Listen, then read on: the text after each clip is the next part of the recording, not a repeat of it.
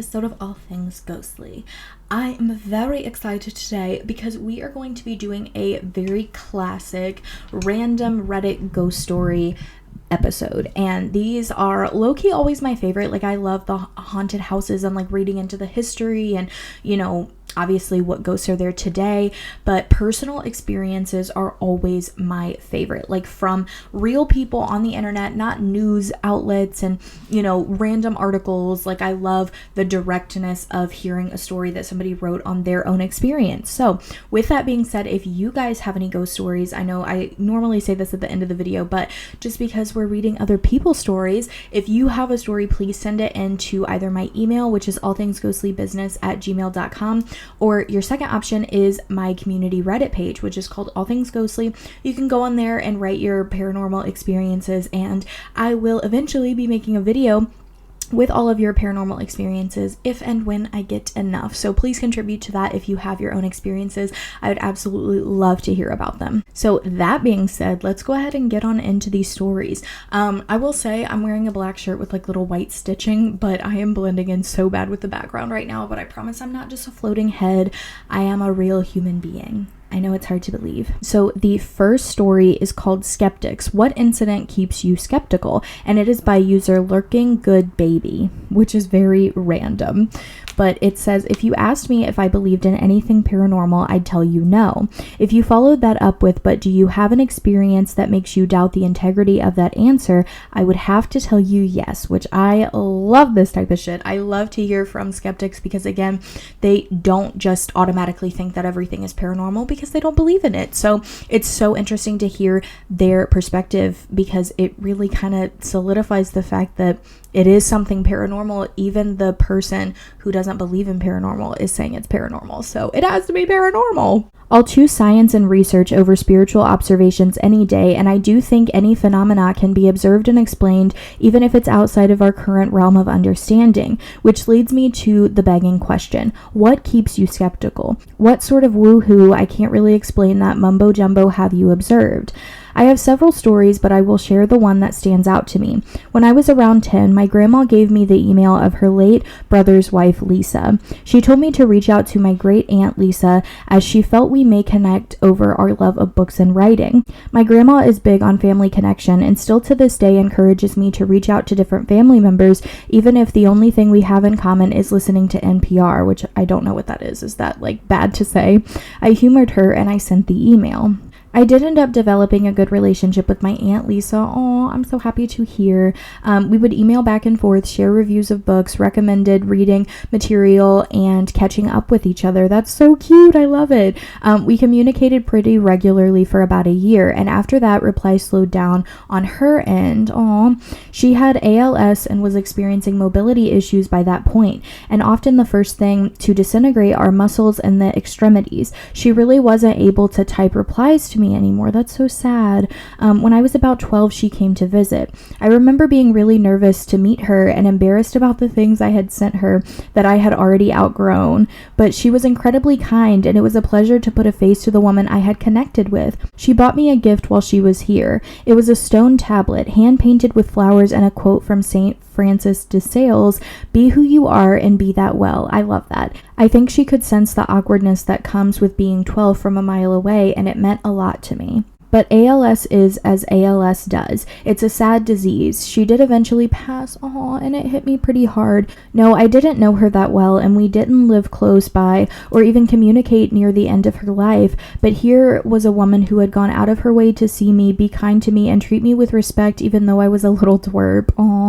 A couple of days after I got the news, I grabbed the little stone tablet she had given me. I was sitting on the floor of my room with my back leaning against the bed. On my left was my window, which took up practically a whole wall. Very snazzy. A whole wall as a window? Wow. I had the stone in my lap and was just observing it, running my fingers over the painted areas. I was reflecting on her passing and feeling really appreciative of this reminder I had of her. Suddenly, to my left, the curtains on my window moved, and I mean really moved violently, in a straight line as if somebody had run their hand across them from left to right. I can't say I felt a presence, positive or negative. It simply felt like I was acknowledged. I now contextualize it as a goodbye simply because I have no logical explanation for it. For those who will ask, my window was certainly shut, and the AC in that room was not capable of creating drafts like that, nor was the vent oriented in such a way to make that possible. I did have a cat, and of course I did my due diligence and checked for him everywhere in my room to see if he had run behind my curtains. Bedroom door was shut, and I found him elsewhere in the house later, so I do not believe him to be the culprit. It is, as I said before, something I cannot explain. Please share your stories below. I am mostly looking for stories from people who would otherwise classify themselves as non-believers.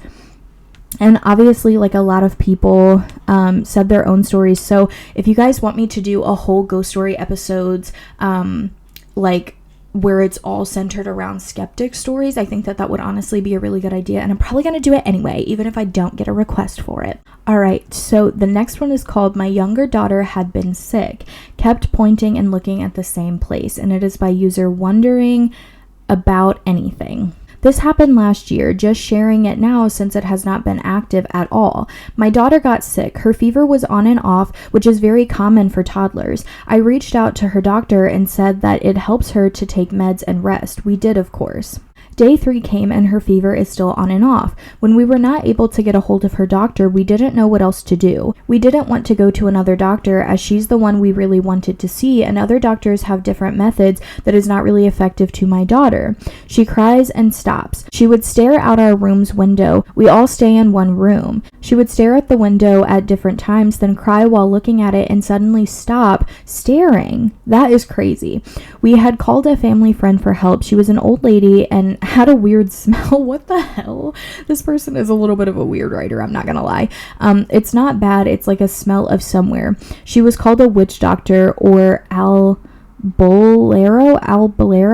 I don't know, in our terms. She did help us too when we were kids, but I don't know if it worked or not. So we reached out to her, told her my daughter's name. She wrote it down on a piece of paper, told her my daughter was having a fever for a few days now. Then she told us that our daughter was being played around. I was like, no one is playing with her. Then she told me that my daughter is vulnerable and something has been by her side playing with her. She told us that she's been tied to that element, as she said, and is being invited to the other side. She explained it further. Toddlers are haunted more because they still don't understand. They are still fragile, and in some cases, third eye is active. When she looked at my daughter and said she looks so exhausted, maybe because she's cried too much, but also like a plead to stop. My daughter can't talk yet and still can't up to this day, but has an understanding of things. What she did was she folded the paper with her name, whispers on it, and she walked away from us. Her daughter said that no one should pick it up, so she will go somewhere. We can't see where she threw it. The grammar's a little bit questionable here, so sorry if that doesn't make sense. She came back, she caresses my daughter's head. Nothing happened after she did that. But before we go, she said the one last step. Throw away salt and grains on your window while wishing your daughter to be better. Someone is jealous of her, that's why she's been visited. Do that once you get home. Better as well to put salt and grain to a small container and store it somewhere in the corner and do not remove it for the rest of the year. I asked her who is that someone, and I never told her it was in the window. After touching your daughter, I realized that it wasn't an element, but it was someone very jealous of her. Then she left whispering. We got home and I kept thinking who it was. We did what she asked us to do, and like in an hour or two she is happy again, jumping up and down, and fever went down. We were shocked because we really didn't think it was going to work. Wow, that's definitely interesting. Obviously, we talk about it all the time, but kids and animals are so much more susceptible to seeing ghosts because they're not taught to ignore them or write them off. They're going just based on instinct, which again, in my mind, is even more of a proving factor as to why we should believe in ghosts, because again, kids aren't taught to not say what they see. Like, they're not taught all these ways of denial and, you know, re-explaining something into another thing. They're going just based off of instinct. But I mean, obviously I'm glad that the little like ritual worked, and everything seemed to go back to normal, because obviously, I mean, a kid can only do so much to protect themselves from what they're going through that you might not be able to see and help them with. So I'm glad that all worked out in the end. So the next one is by user EDR1SA, and it is called Just Sharing My Paranormal Experiences. Hi everybody, I am writing today to share some experiences that I believe to be paranormal. First of all, English is not my first language, so please be understanding if there are mistakes in this text. Girl, you are fine. I will make my way through this story and love you for it. It is also important to note that everything I'll be saying here is only a testimony. You are free to believe it or not. I don't have any photo, video, or audio recording to prove what I am saying, even if I tried. Aw. I mean, that's the way that ghosts are, though. Again, they don't obviously want to be caught on camera and stuff. Obviously, our devices probably like scare them to a certain extent because unless it's like a newer ghost, because all these people lived in a time where they didn't have those things just kind of laying around there. So definitely understandable though. Everything that happened took place either in my house, where I've lived since I was 4, or at my grandparents' house, which was my first house and also kind of my second since they live 5 minutes near. I was always with them when I was younger. My house was built on an ancient vine culture. I don't have any more information on the land. And for my grandparents, the house was bought from a previous owner, but they don't know anything about the past of the house nor what the land was. My first experiences began pretty late. Before that, I never had any disturbing experience except nocturnal terrors and nightmares, but nothing abnormal. Even though I grew up in a Catholic family, I had never been taught that spirits existed. To me, ghosts were just the ones you saw in cartoons with the white drape and the 2 holes for the eyes. I did not know that human souls could possibly stay on Earth. My mom always told me that good souls went to heaven and bad souls went to hell, and I never questioned it. I wasn't even interested about it. I was a kid and had other interests than death, to be honest. My mom never really believed paranormal anyway, and my dad was even more skeptical. I mean, it makes sense. Obviously, I feel like that's a lot of people's experiences, because people don't like to admit that they believe in ghosts. It's becoming more normalized now, but obviously that hasn't always been the case. It says it all started when I was 9. In my house, there were 4 rooms. 3 were on the first floor, and there was a guest room on the second floor, which was basically used like an attic. The 3 bedrooms downstairs were mine, my brother's one, and my parents' one. But then my mom discovered she was pregnant again, and since I was the oldest, I had to move upstairs. It was a very big room with a personal toilet and bathroom, period, girl. And to be honest, I liked it a lot. But back then, it wasn't the case at all. The first 2 years, I couldn't sleep in the room. I was always feeling like there was something heavy in the atmosphere. I was feeling watched sometimes. I was very cold when we were in the middle of summer, and summers were hot where I lived. So until I was 11, I was spending my whole time downstairs in the living room or in my little sister's room, which had become my bedroom too. Then I found the courage to move back in my bedroom, but things got worse. If you guys hear cat meowing in the background, my cat is at my door trying to bother me. At first it was just noises. Every evening, as soon as my father turned off the TV to go to bed, I heard noise in the living room. The light switch went on and off. It's a specific light switch. I don't know what's the matter with this one, but it does a lot of noise when it's being used. The gaming chair of my father was wheeling. I heard as if someone was running barefoot on the ground, felt like kids' footsteps running everywhere. There was also strange noises, as if someone was using a broom for hours. That's really creepy, actually. One evening, I heard someone climbing the stairs very fast. At first, it was so clear and distinct that I thought it was my brother, so I went out of the bedroom, but no one was there. Then I felt as if someone was touching me while I was in my bed. That is the fucking worst. I hate these stories. I love them, but I hate them, if you know what I mean. Loud car. How rude.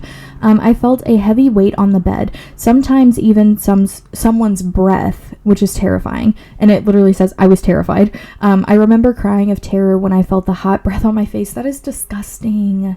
I wonder, did you smell anything? Like, was it just the temperature? You know? Like, can you smell, like how sometimes you can smell like a ghost perfume?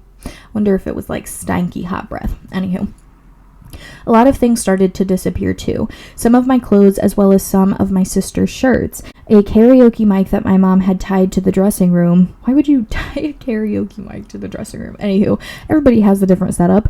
An entire file with the papers of our car that my mom had left in plain sight because the car was to be sold. And we all knew it. It wasn't a joke that we had made or anything. We all know the importance of papers, and jokes aren't really a thing that we do. A pair of lace shoes that my mom had just taken out of my father's shoes to clean them outside, and when she came back 15 minutes later with the shoes to put them back, they were gone. My mom, who was not a real believer of those things, still confessed to having experienced weird things herself. Weird noises, doors opening on their own. Once she saw my brother running outside in our garden, and she opened the window to tell him it was lunchtime. But when my brother answered, "Yes, I'm coming," the voice wasn't coming from outside, but from his bedroom. And when my mom looked outside again, there was nobody in her garden. That is very creepy. We both heard strange noises coming from the rooftop as well, as if there were people running onto it. Heavy footsteps running everywhere around. Now she also hears noises coming from my bedroom at 4 a.m. while I'm sleeping. She claims hearing loud footsteps as if you were tidying up your bedroom. Maybe I'm sleepwalking, but I don't move furniture or make things fall while I'm sleeping. I would see that things were not in the same place I left him the next morning. I'm a very observational person. When something moves in my own room, I know it. I mean, period. Because again, we are in our spaces every single day. So you're going to know if something is wrong. You're going to know if something is off for no good reason. And I feel like, again, that's so weird that we constantly question people who know their own spaces, or even, like, I've said this before, but like if you feel something happening on your body that normally doesn't happen, we live in our bodies every single day. I know what it feels like for my hair to slip down my shoulders, or for like a hair to be moving on my head that feels like, you know, it's different when somebody says, I feel like something just touched me. Like, we know that feeling distinctly. So I feel like it's so weird that we question it. I mean, obviously people see and feel things that, you know, our mind just kind of plays tricks on us sometimes, but it's just weird that we always use that as the basis answer for everything. And it's like, no, I think we need to start believing that there are ghosts. Come on now. I know I sound ridiculous, but I'm serious. I'm not trying to be ridiculous. There are ghosts in the world, and we just have to admit it and accept it. Now I'll come to the big events. The first happened in my house. I was maybe 14 at the time. It was during Eastern holidays. My brother and sister were gone for the week. I was only with my mom and dad. It was a sunny afternoon. My dad was working at the other side of the garden while I was reading on the opposite side with my mom. When it was 4 p.m., I decided to go and prepare myself a peanut butter sandwich. Ooh, I love that. So I opened the window of my living room and walked through it. If you continue straight forward, there is a window that opens to the other side of the garden where my father was working. On the left was a door that is always open, and that leads to the kitchen. So I turned left in the kitchen, and when I was almost done with my food, I heard the window leading to the garden opening, and I saw my mom going out, probably to talk to my dad. I don't even pay attention. I close the peanut butter pot and I go back to my seat. It takes around 15 seconds if you walk very slowly to come back to the window where the seats are. And what do I see in the chair next to mine when I arrive? My mom reading her book. Oh my gosh, that's crazy. How can she be there when she was on the other side of the garden like 10 seconds before? The only way would have been to go by the living room again, but obviously if she had turned back, she would have been behind me, and there is no way she would have had the time to take the outside way that requires to go around the house. My mom had an accident a few years ago where the ligaments of her ankle got very damaged. Once you have an ankle injury, there's no going back. I rolled my ankle like several years ago, and my ankle has never been the same since. So ankle injuries are treacherous. She could not walk fast at the time and still can't. When I asked her what she was doing here, she just said, "What do you mean? I didn't go anywhere." And she has no reason to lie. She couldn't have moved and be here that fast anyway. We did a test with my brother. If she had moved and was even just at the window near the kitchen, she would have had to run, not just walk fast, really run around the house, and she physically can't. I just can't understand what I saw that day, and it's terrifying. It's important to note that a friend of my father went to sleep in my bedroom when it was still a guest room, and the guy confessed to my mom that he couldn't sleep in it and felt really bad in the bedroom, as if someone was watching him while he was sleeping. Yikes. And he is definitely not the type to believe in spirits. He is an engineer and a skeptical man. I also have a dog since a few months ago. It is a very calm and sweet puppy, a Shih Tzu. Love that. He is calm, never barks. He feels comfortable everywhere in the house. One day I wanted to take him with me upstairs to keep an eye on him since my mom was not home. But as soon as I came in, I felt he was not at ease. He kept looking around himself as if he was afraid. He barked, but it was not an aggressive bark. It was a bark of fear. He went to my door, scratching it as if he wanted to run away. He never did something like this, and I insist, period. I say period to everything, I'm sorry. He is calm and gentle. He was squealing with fear and seemed really terrified, and only calmed down when he was out of my bedroom. The second thing happened at my grandparents' house. There is an extra bedroom in their house that used to be my mom's bedroom. She never claimed that anything strange had happened, though. I never could stay in this bedroom. Sometimes when we were playing hide and seek, I was hiding behind an old table in that room, and each time I was feeling sick. I felt nauseous and cold air even in summer. Very weird.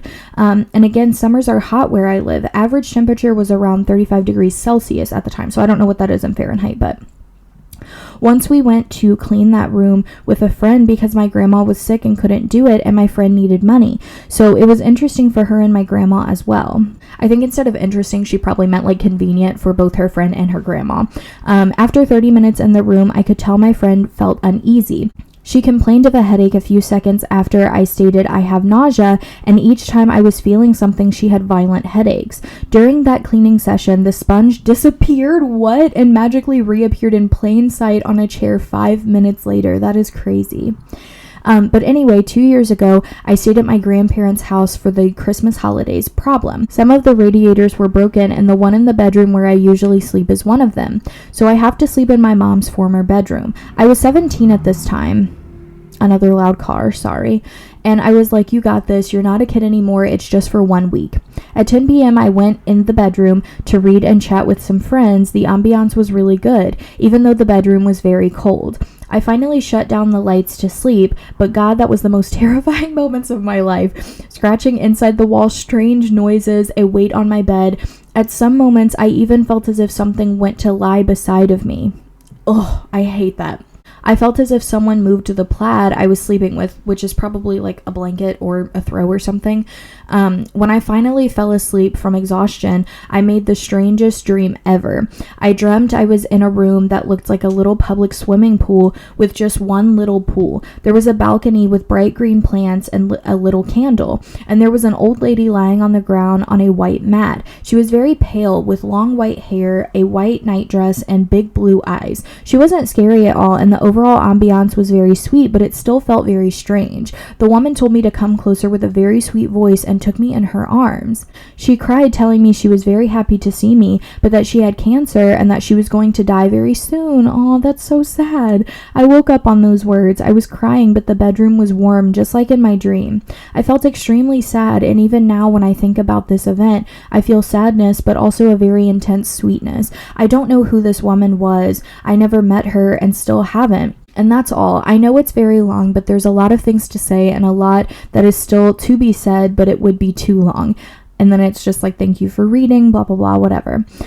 So honestly, that was very well written. I know they said at the beginning that like, English wasn't their first language, but that painted a picture. Very good writer there. Loved it. It kept me very like intrigued by the whole story. But yeah, that's definitely fucking crazy. The disappearing sponge is mind-blowing. Like in front of your eyes, that is absolutely insane. And then obviously the moments where like you feel somebody in the bed, that is like one of my worst fears. I don't think I've ever personally felt that, like someone actually being in the bed with me, but that is like top 10 worst things to me. Like that is disgusting. The hot breath thing, ugh, you went through it, girl, and I feel for you. All right, so the next story is called Cloud People ? And it is by user Green, Old, and Tricky. So this appears to be a little bit more of like an urban legend type story, but the title definitely intrigued me. It says, I've encountered this type of entity a few times in my life. This is the most amusing time to me. I use the word entity because there has been an obvious rapport during every encounter, but there has never been an identifiable body beyond a dense cloud of writhing vapor. Interesting. It was the early summer of 2004, and I was living in Flagstaff, Arizona. My studio happened to be close to Buffalo Park, which is part of an amazing meadow on the southern base of Mount Eldon that almost completely fills with sunflowers during the summer months. Beautiful spot of land. This is where I would go for my morning runs because there is a measured 2-mile loop around the meadow.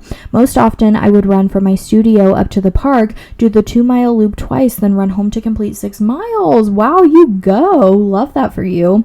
Buffalo Park was originally a Wild West theme amusement park / zoo that was built in the 1960s, and one could ride a stagecoach through old buildings and all around the 160 acres with an actor in period clothes at the reins and watch live buffalo, aka bison, grazing and romping and doing what they do. That lasted about 5 years until they closed it and sent the animals away, turning the land into a city park with a somewhat stubby buffalo statue at the gate. I only offer all this extra info to possibly help with understanding the eventual encounter. It was the kind of morning you'd expect from a mountain town in early summer at sunrise, and I was starting my usual running route near the intersection of Cedar and West. I hopped onto the trail that wraps around the high school and goes uphill alongside Cedar to a footbridge that crosses over it and leads directly into the front gate of Buffalo Park. It felt really good to breathe that air in and hear the memorable sound of my feet going over that bridge. Great vibes. As I approached the entrance, I veered right around a big water tank on a secondary trail that skirts the main gate because there was a big family clogging the way. And since I was already trending to the right, I took the counterclockwise option around the Buffalo Park loop. I would choose this direction most often because that puts a nice calf-burning climb in the last leg of the loop, the 7 o'clock position on a map. Wow, they're very detailed with the story, and I love it. Everything about the run was typical. A few other runners, some cyclists heading straight through on the Arizona Trail, and a handful of young moms with strollers. I had already finished one lap and was about to close the second lap, which involves that climb I mentioned at the end. To get that climb, one has to take a right at a fork in the path and run down into a small gully, then run up the other steeper side. This gully is filled with trees, pine, oak, aspen, and some underbrush. This gully is also filled with squirrels as a result, and I privately call it the squirrel holler portion of the trail. I veered right at the fork and headed down into the trees of Squirrel Holler. I instantly had the sense that I was going to have some sort of interaction here, so I wiped my nose of any drips and held myself up a bit straighter, as one does, because the trail is more snug there, and I aimed to be inspiring more than repulsive. I'm actually dead. I ran farther in, but still couldn't hear or see any other runners yet, only the squirrels barking overhead. Do they bark? Do squirrels bark? I'm confused. Anywho, the trail goes down, crosses the gully, and immediately cuts up to the left, and it was as I come upon this junction that I saw what I had been sensing. Coming up on my right from farther downhill was a white shape moving through trees along the base of the gully.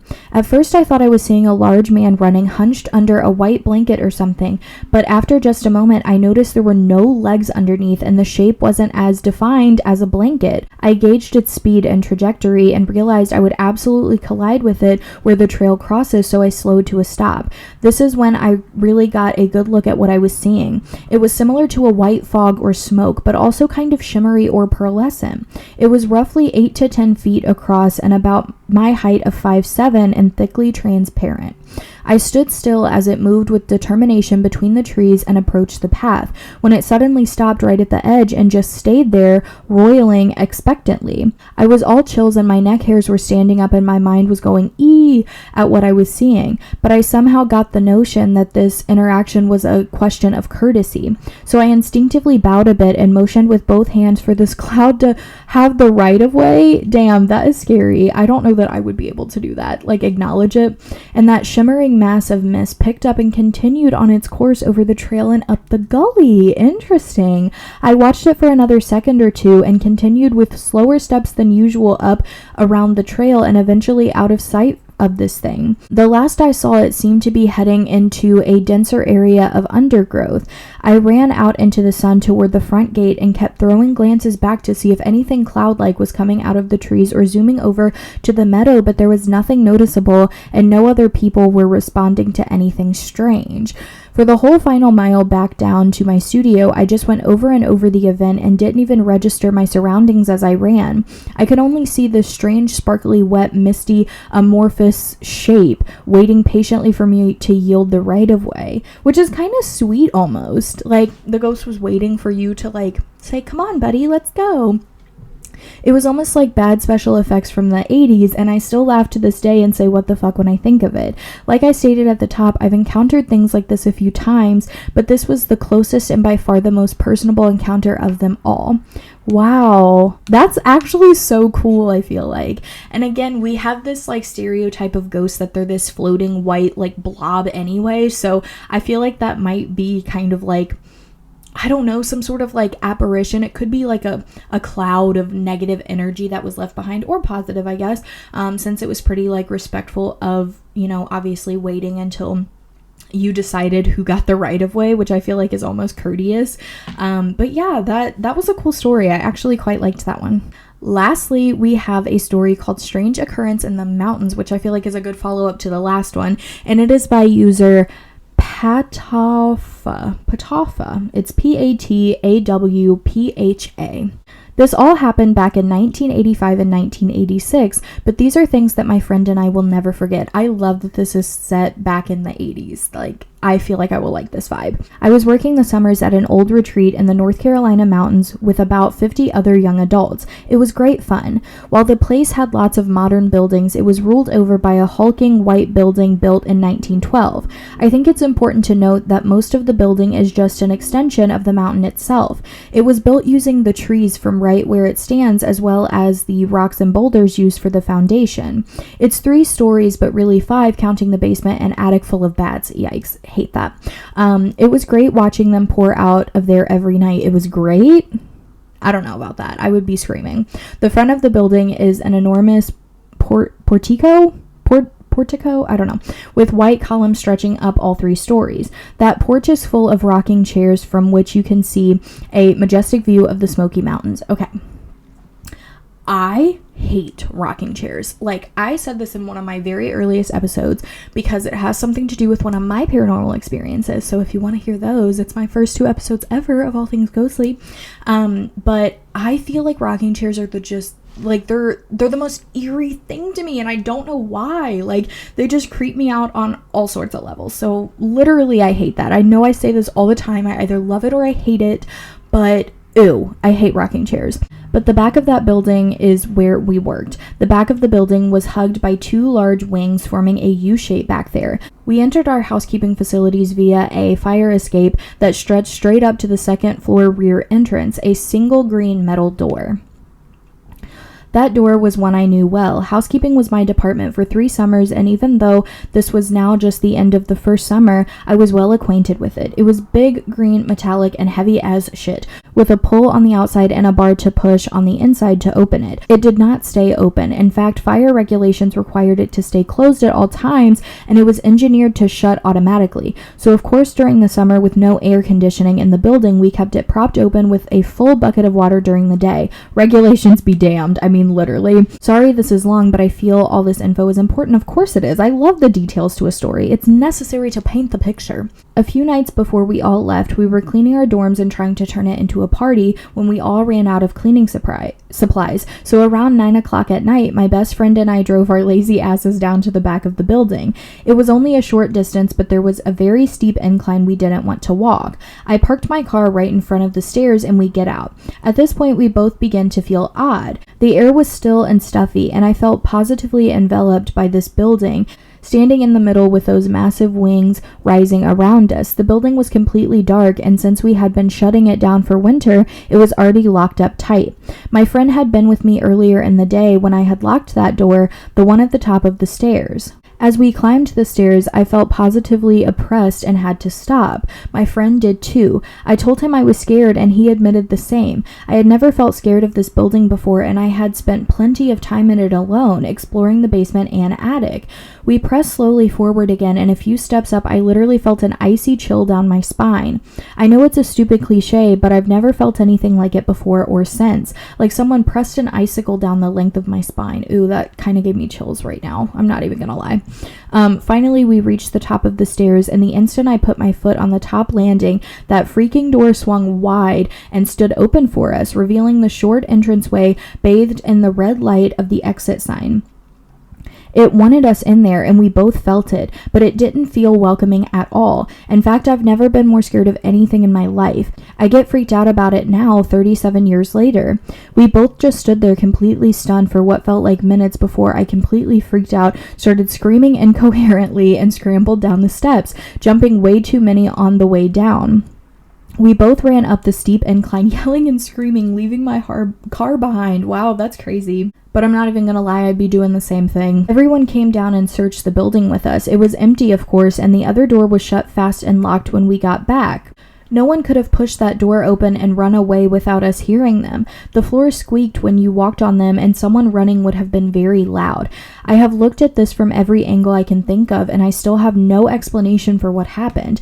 I worked there for 3 more summers in that building and have more stories if you're interested. My friend stayed to work there through the winter one year and saw the Hat Man in the same building. Very, very cool.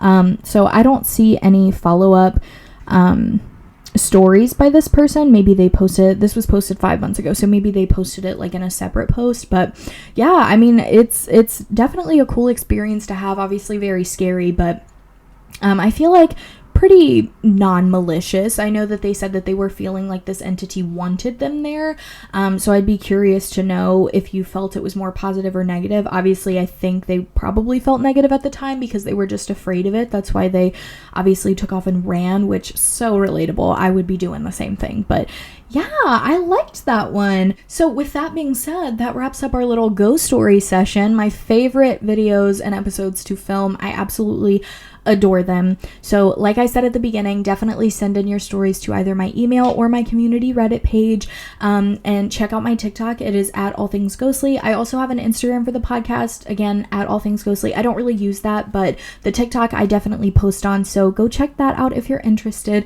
Let me know either in the comments on YouTube or on one of my socials, or you could email me, I guess, too, which story was your favorite. And again, please let me know your own personal stories. I'm so interested to hear. But yeah, with that being said, I don't know if I've said this once already, but I hope you guys enjoyed. I'm really trying to not say it more than once, but that might not be happening. But anywho, I hope you guys enjoyed, and I will see you in my next episode. I'm not going to give a sneak peek because I actually don't know what I'm filming next, so who knows? We'll know when we know. But yeah, I will see you guys in that next episode, and I hope you have a great rest of your day. And yeah, that's all I have to say, I think. So goodbye, guys.